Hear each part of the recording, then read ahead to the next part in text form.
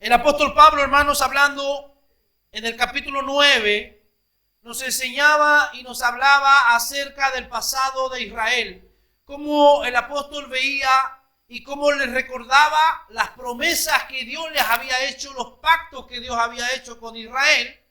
Ahora, cuando entramos en el capítulo 10, vamos a comenzar a darnos cuenta que el apóstol Pablo está tocando ahora el presente del pueblo de Israel. Y en el capítulo 11 vamos a ver que Pablo está hablando del futuro de Israel. Ahora nosotros sabemos, hermanos, de acuerdo a la palabra del Señor, que la Israel realmente ahora ha sido injertada en una sola, como es la iglesia de nuestro Señor Jesucristo. De los dos pueblos, dice la Biblia en Efesios, que Él hizo uno solo. Ya no hay judío, no hay griego, no hay esclavo, no hay libre, sino que todos somos uno en Cristo Jesús. Así que vamos a tomar desde el verso 1 en adelante del capítulo 10 hasta el versículo 13, porque habla, todo es un completo, hermano, enseñanza y un compendio de lo que el apóstol Pablo quiere tratar en esta carta, en el capítulo 10 del libro de Romanos. Hermanos, dice, el deseo de mi corazón y mi oración a Dios por ellos es que sean salvos. Porque puedo dar testimonio respecto a ellos de que tienen celo por Dios. Pero ello no está basado en el conocimiento. Porque al no reconocer la justicia que viene de Dios y al procurar establecer la propia suya, no se sometieron a la justicia de Dios, porque Cristo es la meta de la ley. De modo que hay justicia para todo aquel que pone su confianza en Él.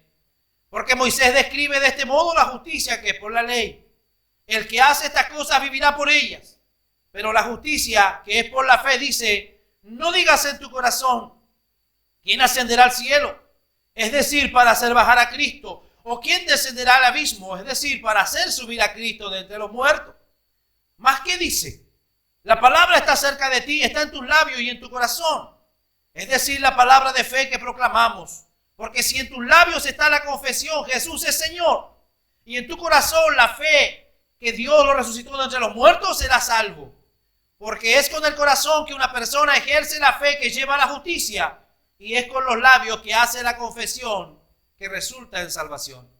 Porque la Escritura dice, ninguno que pone su confianza en Él será jamás avergonzado, porque no hay distinción entre judío y griego, porque el mismo Señor es Señor de todos y ricamente bendice a todos los que le invocan. Porque todo aquel que invoque el nombre del Señor será salvo. Dios eterno, en su presencia estamos en esta mañana. Le rendimos toda la gloria, toda la alabanza, todo el honor, Señor. Como criaturas suyas en esta hora estamos para rendir, Dios mío, nuestra vida en su presencia y someternos absolutamente al dominio y a la autoridad de su palabra en nosotros, Señor. Que solo su nombre sea glorificado esta mañana. A través de la persona del Espíritu Santo rendimos nuestra adoración y nuestra vida. Necesitamos que tu palabra alumbre nuestro caminar. Que tu palabra sea como el martillo que rompe y quebranta la peña. Que tu palabra sea la que nos dé vida en esta hora. En el poderoso nombre de Jesús. Amén. Amén. Hermanos, hemos hablado, ¿verdad?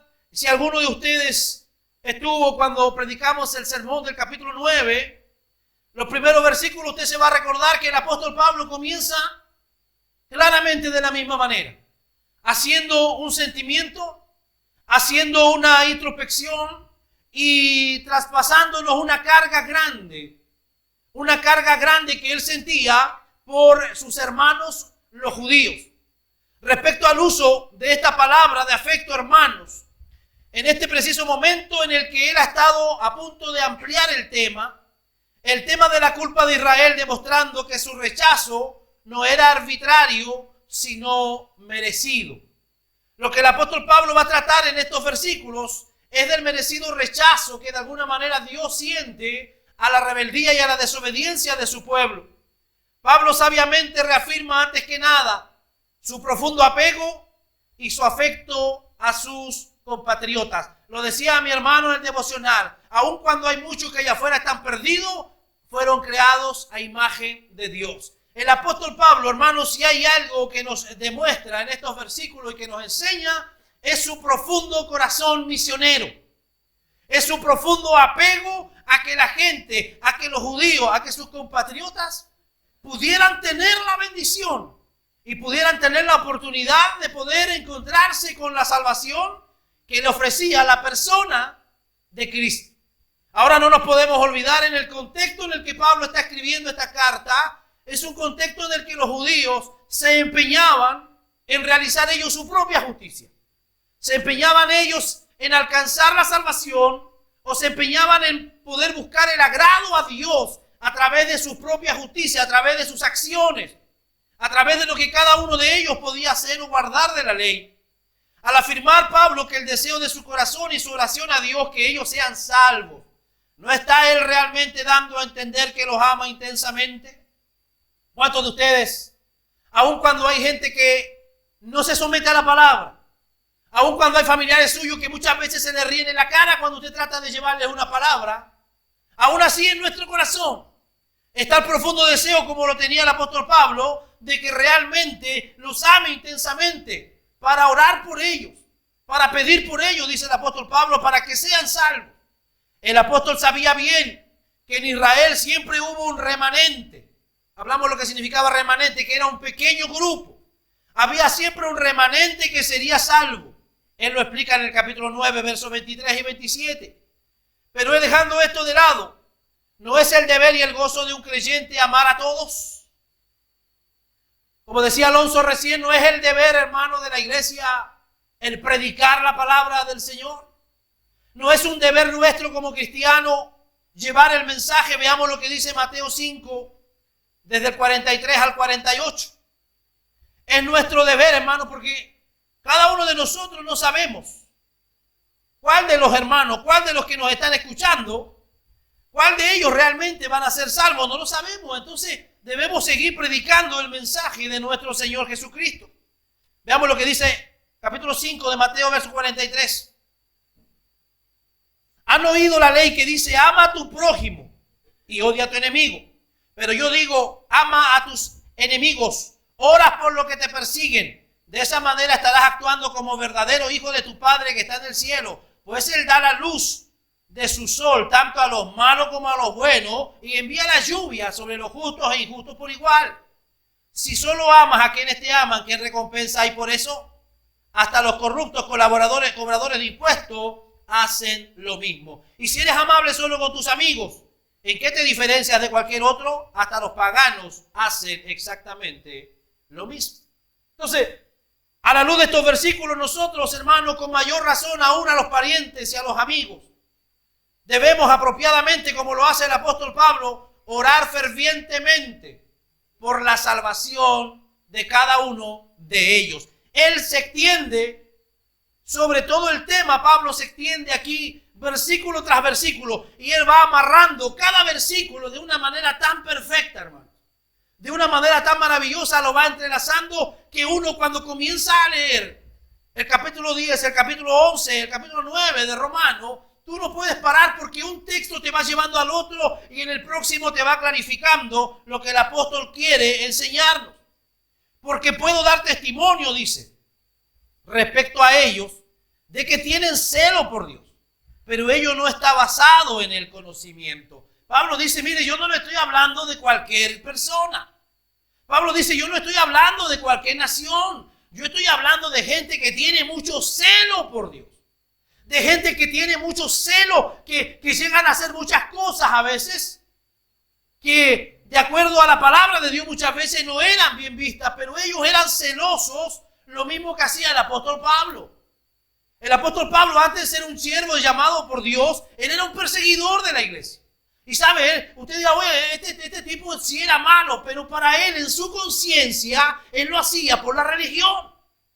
Él lo hacía por el judaísmo. Él mataba a cristianos pensando que lo que estaba haciendo, lo estaba haciendo bien. Entonces Pablo habla desde la misma perspectiva de su vida. Él dice que son celosos. El celo o entusiasmo puede ser algo muy bueno, hermano. Muy bueno.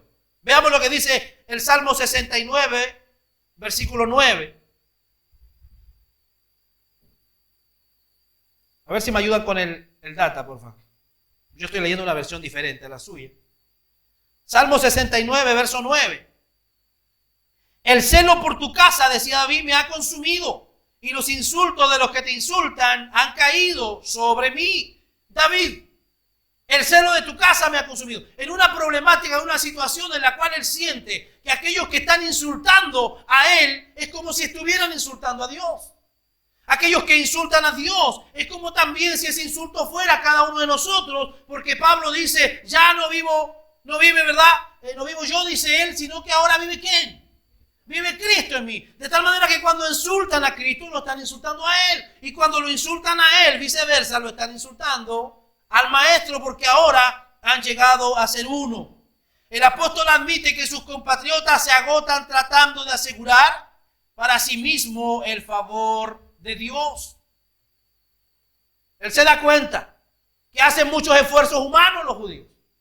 Tratan de ser celosos. Y lo que decía mi hermano recién, esa palabra hoy día encaja perfectamente con el legalismo. El legalismo es lo que hoy se manifiesta. El legalismo es lo que hoy se profesa en las iglesias. Es que si tú no haces esto, te va a pasar esto. Y si tú dejas de hacer esto otro, te va a pasar esto otro. Y la gente sirve con mucho miedo, con mucho temor. No disfrutan de la salvación y la gracia que Dios les ha dado. ¿Por qué? Porque el legalismo hoy está disfrazado, hermano, en la iglesia. Y el apóstol habla aquí literalmente del legalismo.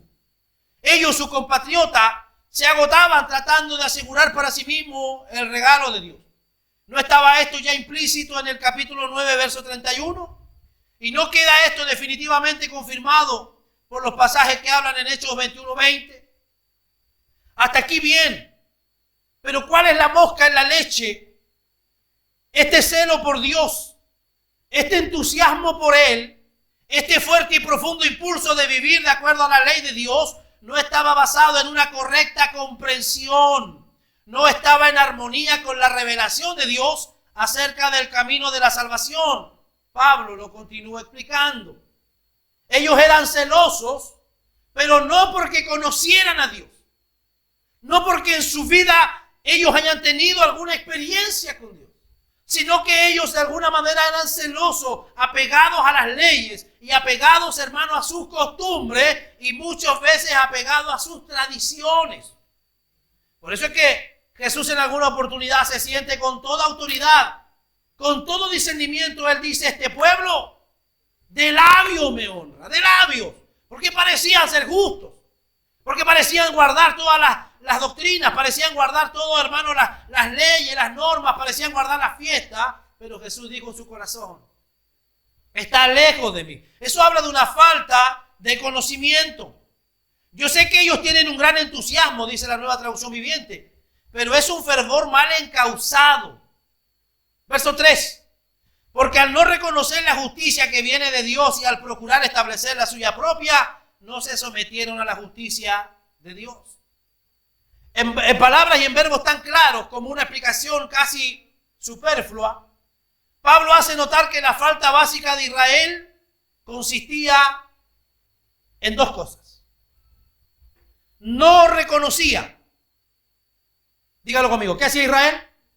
No reconocía, es decir, no aceptaba ni daba entrada a la justicia que tiene a Dios como su autor. En el capítulo 3, verso 21, Pablo se lo habla muy bien. En el verso 24, en el capítulo 8, versículo 1, Pablo les está hablando muy bien de la justicia de Dios y trata de ser lo más claro con ellos. Veamos lo que dice Romanos 3, 21.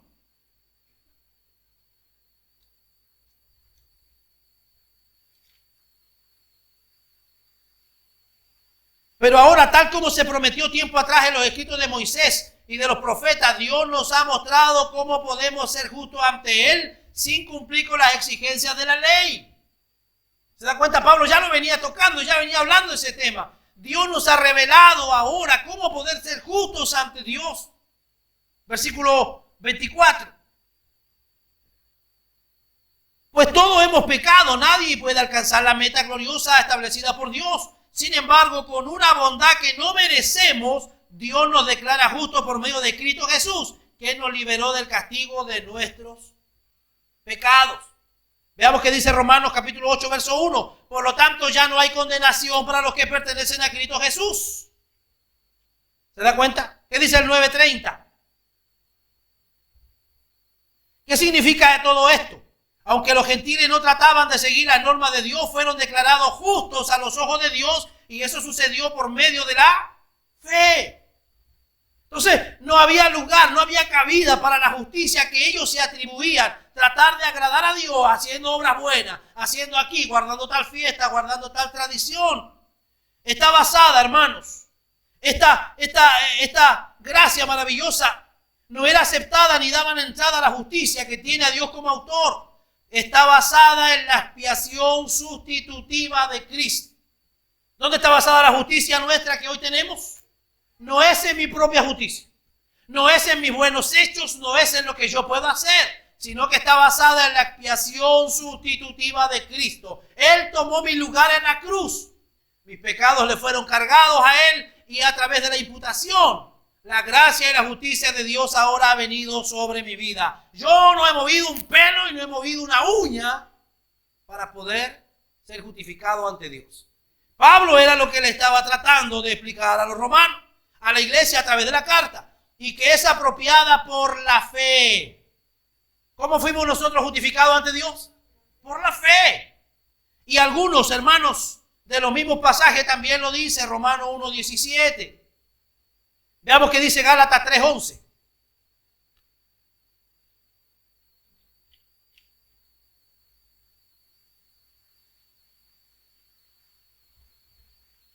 Queda claro entonces que nadie puede hacerse justo ante Dios por tratar de cumplir la ley, ya que las escrituras dicen es por medio de la fe que el justo tiene vida. O sea, es por medio de la fe el justo vivirá.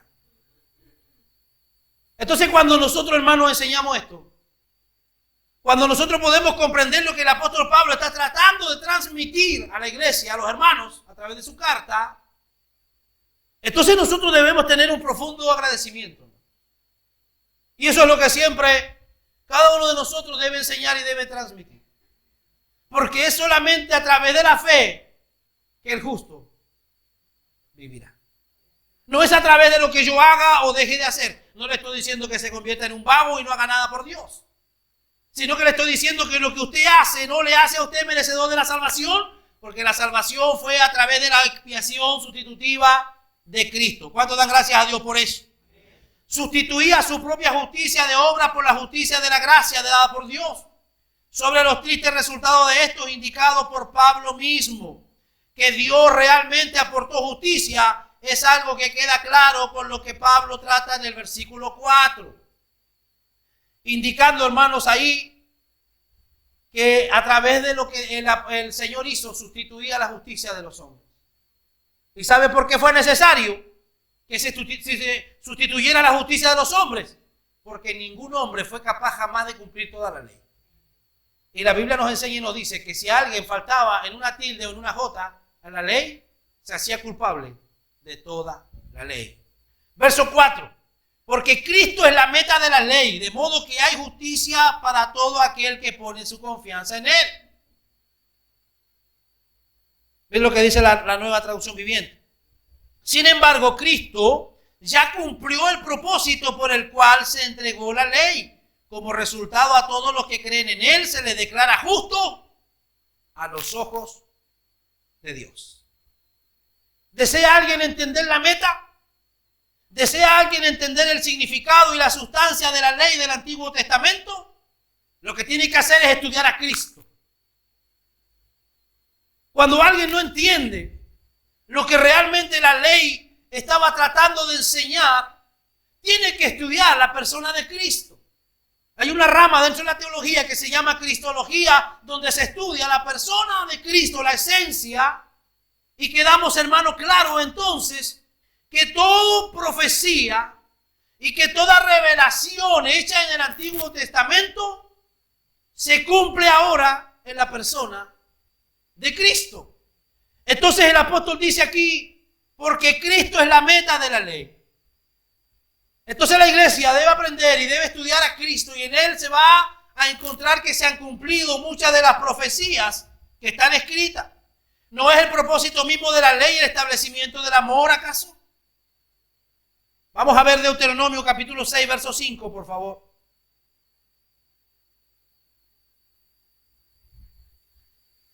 Deuteronomio 6:5. Hermanos, usted en las cartas del apóstol Pablo va a encontrar algunos párrafos y algunas citas que él toca literalmente de la ley. Porque no se olvida que él le estaba escribiendo aquí, Pablo. Le estaba escribiendo a los judíos. Y si los judíos eran legalistas, eran legalistas. Entonces veamos lo que dice Deuteronomio 6:5. Ama al Señor tu Dios con todo tu corazón, con toda tu alma y con toda tu fuerza. Vamos a Levítico 19:18.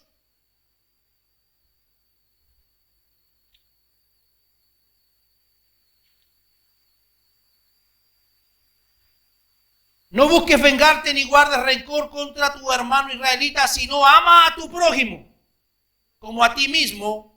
Yo soy el Señor. Ama a tu prójimo.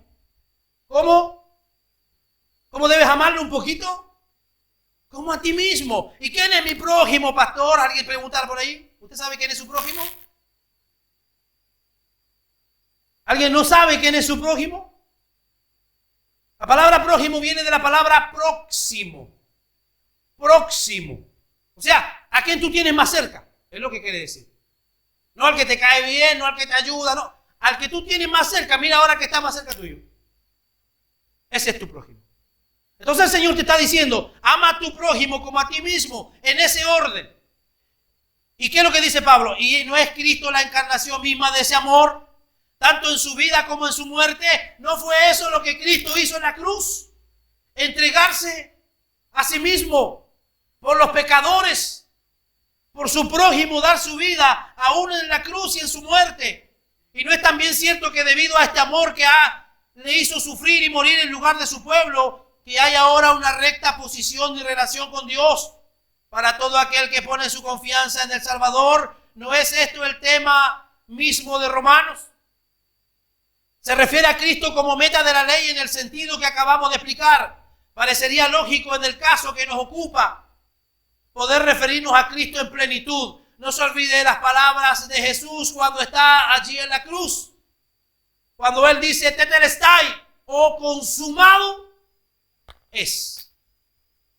Cuando Él dice consumado es, lo que está diciendo, todo lo que se habló de mí en el Antiguo Testamento, toda promesa de la ley y todo requerimiento de la ley, se está cumpliendo ahora, dice Él, en la cruz.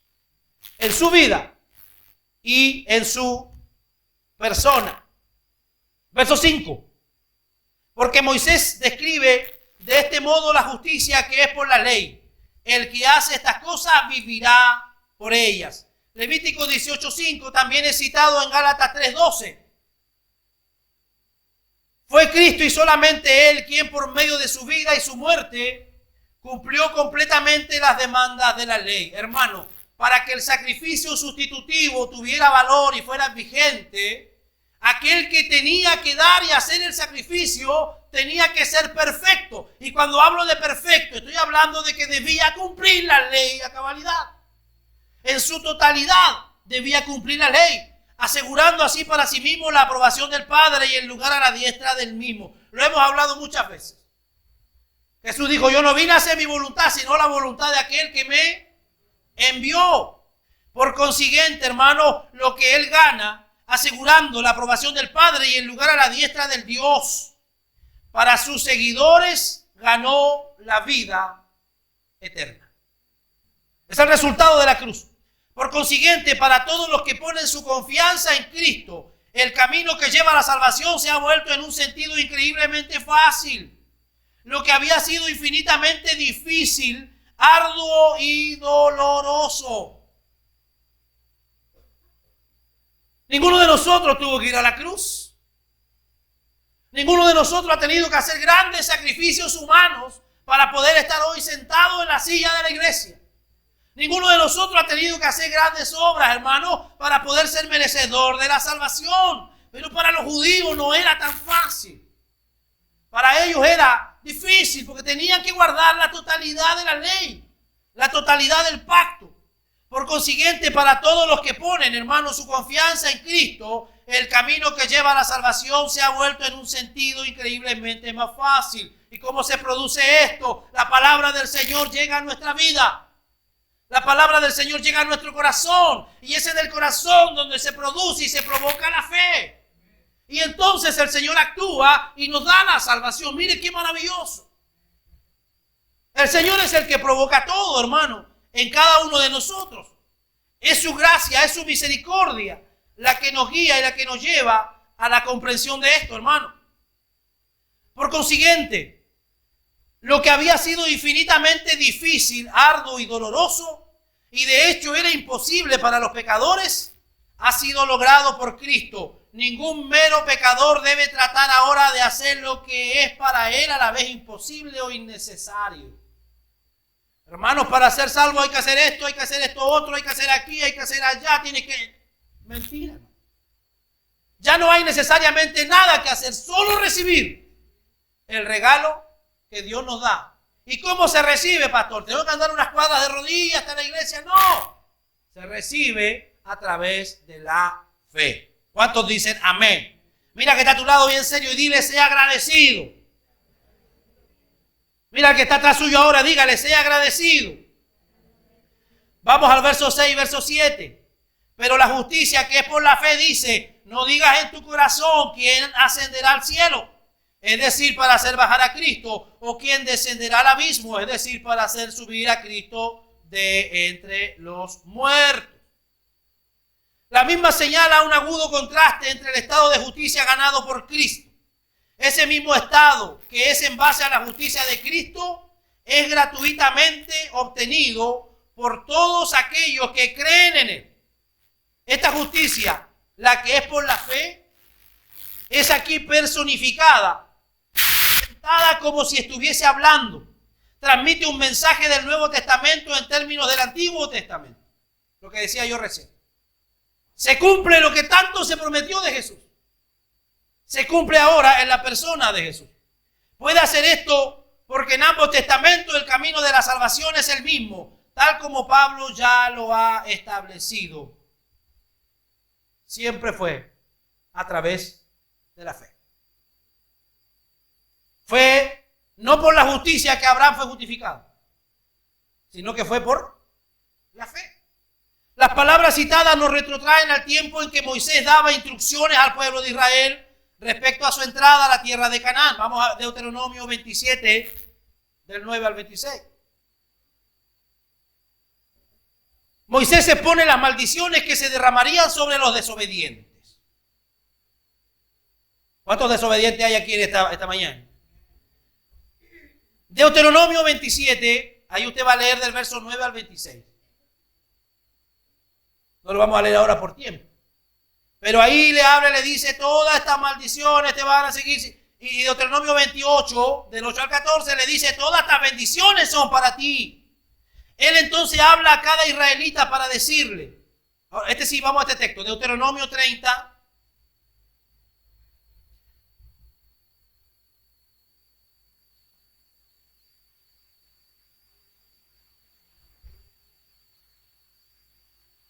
Deuteronomio capítulo 30, versículo 11.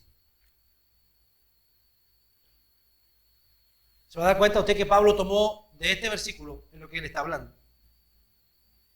El mandato que te entrego hoy no es demasiado difícil de entender, ni está fuera de tu alcance. No está guardado en los cielos tan distante para que tengas que preguntar quién subirá al cielo y lo bajará para que podamos oírlo y obedecer. Tampoco está guardado más allá del mar tan lejos que te tengas que preguntar quién cruzará el mar y lo traerá para que podamos oírlo y obedecer. Por el contrario, el mensaje está muy al alcance de tu mano. Está en tus labios y en tu corazón para que puedas obedecer. ¿Cuántos no sabían que Pablo hablaba de ese texto? Uno lo lee y dice, oye, ¿y de qué está hablando Pablo aquí? Pablo está hablando de ese texto. Ahora bien, ¿qué es lo que está enfatizando Moisés? Enfatiza que la ley le ha sido dada a Israel en el contexto de la gracia y que Canaán, la tierra a la cual el pueblo está a punto de entrar, es un regalo de Dios. De ninguna manera es el producto de su propia justicia o de su enérgico esfuerzo. Hay una analogía sorprendente entre la entrada a Canaán terrenal y el obtener la salvación. Era claro no solo para el escritor de la epístola a los Hebreos, en el Hebreo 4:6, sino también para Pablo en el presente contexto, para que la justicia que es por la fe. La verdad que aquí también se ha de enfatizar que es la tarea verdaderamente difícil, no debe ser emprendida por nosotros. ¿Quién hizo la tarea difícil? Cristo. Entonces yo no puedo ahora tratar de hacer descender de nuevo a Cristo del cielo. O yo no puedo tratar hoy día, como muchos dicen, no, es que estamos recibiendo una revelación nueva. No, hermano, eso es mentira. No podemos estar haciendo bajar o descender revelaciones todas las semanas en la iglesia. Cristo ya descendió, cumplió en su vida la ley, nos dio la salvación, nos da la gracia, y ahora lo que yo tengo que hacer es vivir de acuerdo a esa gracia y de acuerdo a esa palabra que Dios nos ha dado. Él es quien descendió de los cielos. Juan 1:14, habitó entre nosotros como en una tienda. Esa palabra es traducida como tabernaculizar. Sufrió las agonías del infierno por nosotros. Murió, fue sepultado, resucitó, ascendió al cielo. La tarea difícil ya la hizo Él. Por consiguiente, todo esfuerzo de parte nuestra por subir al cielo para bajar a Cristo sería equivalente a una tremenda desgracia de la negación de la encarnación de Cristo. Del mismo modo, hermano, el intento de hacer descender al reino de los muertos para traer a Cristo una vez más a la vida sería el significado de una resurrección que no tuvo valor alguno.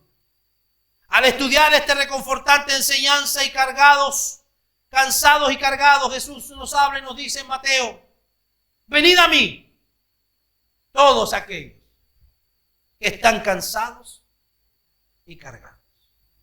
Mira que está a tu lado, pregúntale: ¿estás cansado? ¿Estás cargado? Cansados del pecado muchas veces. Cansados de la rebeldía, cansados de la desobediencia, cansados de nuestra propia carnalidad.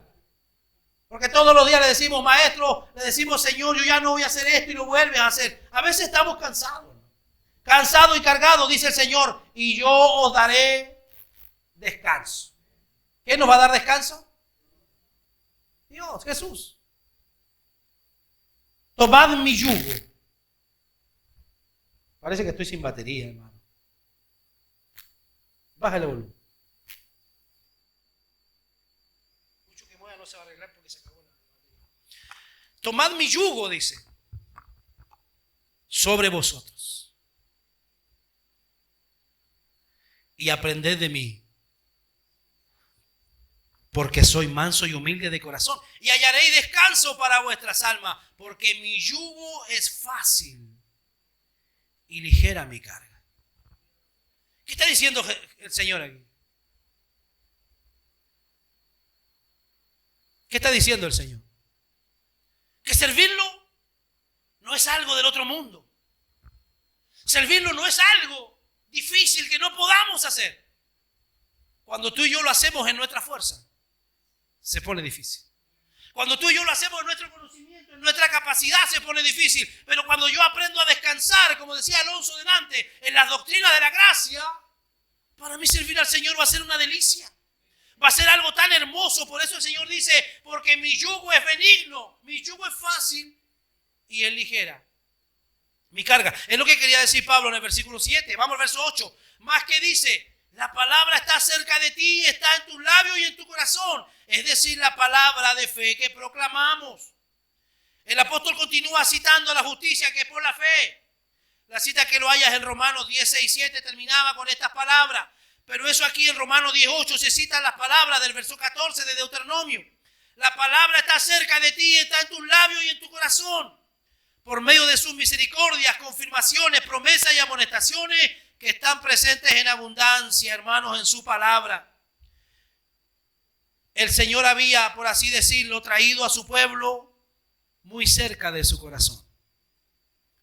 No te olvides lo que la Biblia dice, que Israel era para Jehová como la niña de sus ojos. Que contesten ellos ahora con la respuesta del amor. Cuanto más tiempo se toma uno para estudiar Deuteronomio, tanto más concordará con la declaración de Pablo que esta es ciertamente la palabra de fe que proclamamos. Debe serlo porque el corazón y centra mismo de este libro y de todo el Antiguo Testamento es Cristo. Hermano, usted ve a la persona de Cristo desde el Génesis hasta el Apocalipsis. Toda la Biblia, aún los profetas, aún los libros poéticos, todos ellos aluden y hablan a la persona de Cristo, tal cual lo ha afirmado el apóstol Pablo. Pero hay empero una sola manera en que esto puede ser apreciado, es por medio de la fe. Cuando uno entiende que esto es a través de la fe, entonces va a apreciar lo que estamos hablando. Muchas veces nos encontramos, como decía mi hermano delante, ¿verdad?, con personajes que no entienden y que no logran comprender, que no logran captar el significado de las doctrinas de la gracia. Pero cuando a nosotros, a través de la fe, Dios nos ha manifestado la salvación, para nosotros las doctrinas de la gracia son un regalo, hermano. Es una delicia vivir sabiendo que mi deuda fue pagada, que yo no necesito hacer esto y lo otro, sino que yo debo guardarme y caminar en fe. Porque el justo por la fe vivirá. Porque la palabra de Dios, tal como es revelada en el Antiguo y el Nuevo Testamento, es la palabra de fe. Es decir, es la palabra que para poder ejercer su efecto salvador debe producir la respuesta de la fe. Hoy todos aquí por igual estamos escuchando el mismo sermón. Hoy día todos aquí de igual manera escuchamos el mismo mensaje. Tenemos al mismo predicador al frente. Pero no en todo va a producir eficacia la palabra. ¿Por qué? Porque se tiene que mover en fe en tu corazón. Que Dios nos bendiga en esta mañana. Es la palabra que para poder ejercer su efecto salvador debe producir la respuesta de la fe. Pablo ahora demuestra que la afirmación, la palabra está cerca de ti, está en tus labios y en tu corazón, es verdadera. Verso 9, verso 10. Porque si en tus labios está la confesión, Jesús es el Señor, y en tu corazón la fe que Dios lo resucitó de entre los muertos, serás salvo. Esa es la palabra, hermano, que se predica del Evangelio. Si lo crees y lo recibes, ahí lo confiesas y a través de la fe lo aceptas en tu corazón, que Él resucitó de los muertos. Y puedes confesar que Jesús es el Señor. ¿Qué es lo que dice la palabra? Serás salvo. Pastores que a mí me hicieron hacer de pasar adelante y me hicieron una oración y yo confesé y el Señor me inscribió en el libro. Hermanos, el Señor tiene que moverse en tu corazón. La palabra debe llegar y romper como la palabra dice la Biblia, que es el martillo que quebranta la peña. Es una espada de doble filo que penetra hasta los tuétanos y discierne tus pensamientos y las intenciones de tu corazón. Aquel que no ha sentido que la palabra ha hecho eso en su vida, todavía no ha tenido un encuentro con el Señor. Porque entonces vas a poder confesar que Jesús es el Señor. Porque usted me dirá, bueno, pastor, yo digo que Jesús es el Señor, sí. Puede que tú levantes una oración y digas, Jesús, Señor. Pero eso no se trata de eso. Que confiese que Jesús es Señor significa que tú lo estás recibiendo y aceptando a Él y tú lo estás declarando como el amo, el dueño, el Señor, el soberano de tu vida. Entonces no es cualquier frasecita que hay que repetir y que a veces le hacemos a la gente, no. Debe haber un trasfondo poderoso en el corazón, la fe se manifiesta y entonces yo declaro que Jesús es Señor. ¿Cuándo? Cuando yo me rindo completamente. Mi vida completa está rendida al Señor como Dios y soberano de mi corazón y de mi vida y todo lo que hago. ¿Por qué? Es la traducción natural aquí, el ser sentido que la afirmación dice que la palabra está cerca de ti. Es cierta y queda demostrada por el hecho que en vez de requerir un esfuerzo sobrehumano, la salvación se obtiene simplemente confesando con los labios y teniendo fe en el corazón. Hay muchos que se quedan solo con la confesión, pero nunca se ha producido la fe en su corazón. En el verso 9, la confesión que está en los labios precede a la fe que está en el corazón. La secuencia opuesta prevalece. La razón probable es esta. Primero, Pablo está pensando en lo que dice Deuteronomio 30:14, donde en tus labios precede a tu corazón. Pablo está hablando aquí no de una lógica humana. Porque usted enseguida está pensando, pastor, pero de lo que hay en el corazón habla la boca. No, Pablo no está usando ese término y no está hablando en ese contexto. Pablo está hablando de lo que yo le leí en Deuteronomio, donde dice: cerca está la palabra, en tu boca y en tu corazón. Procede en tu corazón. Después que él sigue el orden natural, según el cual una persona confiesa con sus labios lo que ya está presente en su corazón. Nerón, el emperador romano, a quien le llamaban Señor.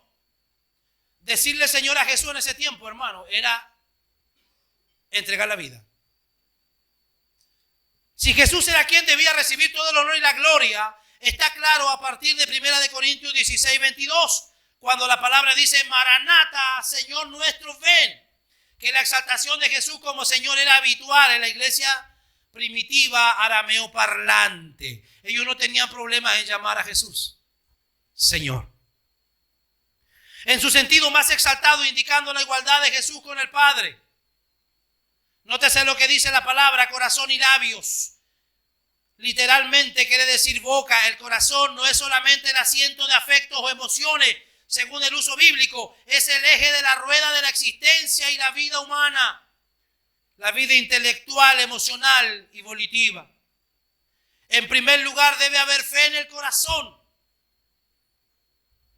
Porque de lo contrario vas a repetir una oración solo de labios. Debe haber fe en el corazón. Sin dicha fe, una confesión de labios sería burla. Pero también, aunque hay fe en el corazón, la confesión con los labios es no solo requerida, sino completamente natural, si la fe es genuina. No solamente es requerida, ojo. Usted, hermano, confesó al Señor, sí, pastor, todo. No solo es requerida, sino que debe ser demostrada. Debe demostrarse a través de nuestra vida, a través de lo que hacemos, a través de cómo actuamos. La fe y la confesión deben combinarse. Por medio de la resurrección de los muertos, el Señor Jesucristo se había hecho abundantemente claro. Y la palabra nos dice que Dios le dio un nombre que es sobre todo nombre, para que en el nombre de Jesús se doble toda rodilla de los que están en el cielo, en la tierra y aún debajo de la tierra. Es para justicia, es para salvación. Los dos conceptos, justicia y salvación, son vistos como sinónimos. Con el corazón se cree para justicia. O sea, la fe actúa allí, pero se confiesa para salvación. Versículo 11. Porque la Escritura dice: ninguno que pone su confianza en Él será jamás avergonzado. Todo el que pone confianza en Él jamás será avergonzado. Aunque esta vez en forma algo más vigorosa, el que nunca será avergonzado, también dice otra traducción. O el que jamás será avergonzado. Pero no está la versión de Pablo de aquí, está implícita en Isaías 28, 16, en cuanto a su significado, que la verdad es que el apóstol acaba de reafirmar, no puede ser negada, que demostrando en las tres oraciones, el apóstol Pablo está hablando de que nadie que ponga su confianza en Jesús va a ser avergonzado. Y cuando hablamos de confiar en Jesús, estamos hablando de confiar en todas las áreas de mi vida. Si yo lo hice a Él Señor de mi vida, yo confío que Él es suficientemente poderoso para ayudarme, no solo en la salvación, sino para ayudarme en todas las áreas de mi vida. Vamos al verso 12 y 13 ya para terminar. Porque no hay distinción entre judío y griego, porque Él mismo Señor es Señor de todos y ricamente bendice a todos los que le invocan, porque todo aquel que invoque el nombre del Señor será salvo. No hay distinción entre judío y griego. Esta palabra especifica lo que sigue inmediatamente a continuación. Comprueba lo dicho en el renglón anterior, que dice que ninguno que pone la confianza en Él será avergonzado, hermano. No hay, aún hoy en día, muchos miembros de la iglesia que respaldan la teoría de que los judíos como pueblo son todavía objeto del deleite especial de Dios y que les guarda un glorioso futuro. Nótese el modo en que muchos libros escritos por autores se aferran a esta opinión. La verdad que aquí se expresa en el 10:12 es tocada muy superficialmente o pasada por encima muy rápidamente. No obstante, tan totalmente convencido estaba Pablo que su importancia que se extendió al respecto, al menos lo mencionó una y otra vez, que en realidad no hay distinción, porque hay lugares, hay púlpitos, hermanos, hay ministros que enseñan que Israel aún continúa siendo el pueblo escogido y que nosotros somos un paréntesis, somos un paralelo, un paréntesis la iglesia. Y va a llegar un momento en que se va a reunir el número de la iglesia y entonces Dios nos va a tomar allí, va a cerrar el paréntesis y va a tomar a Israel de nuevo. Eso no es así. Eso no es así, eso se llama dispensacionalismo y muchas iglesias evangélicas son dispensacionalistas.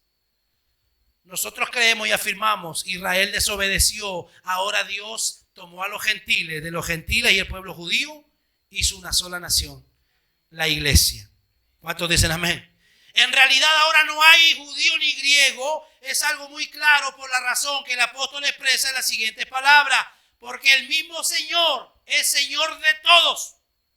¿Cuántos dicen amén? Dígale al que está a su lado, tu Señor es mi Señor. Y mi Señor es tu Señor, dígaselo.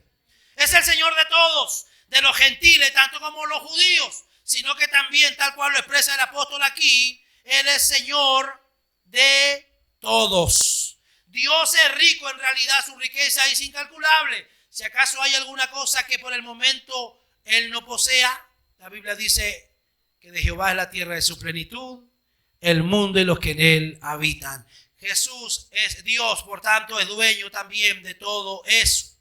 Pero no solamente es Dios infinitamente rico, sino que también desea intensamente otorgar sus riquezas a sus criaturas. Él es rico cuando revela a ellos su bondad. Dios es rico en bondad.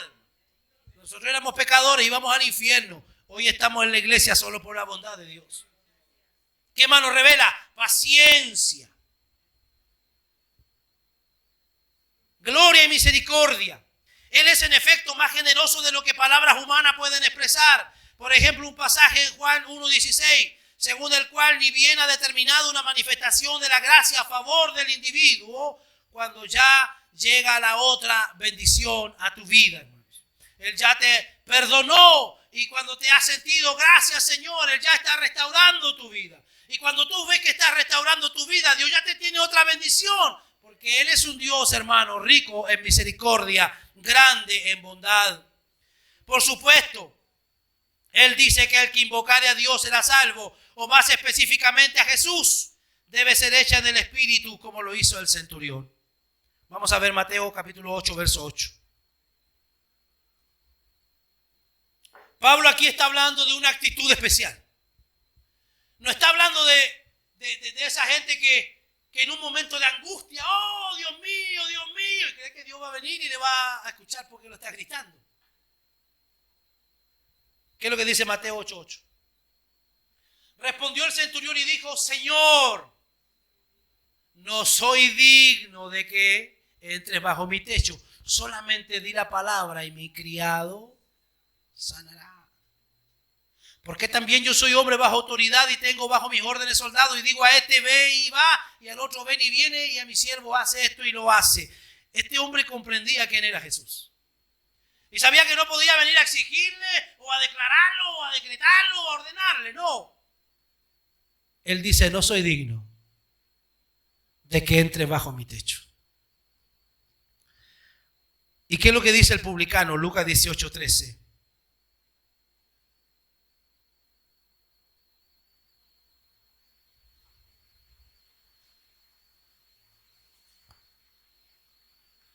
Mas el publicano, estando lejos, no quería ni aún alzar los ojos al cielo. Oye, cuando uno lee este texto, si uno que algunos payasean, decláralo, decrétalo, te ordeno. Esos locos no han leído la Biblia, hermano. No quería ni aún alzar los ojos. Oh, ¿qué lo dice eso?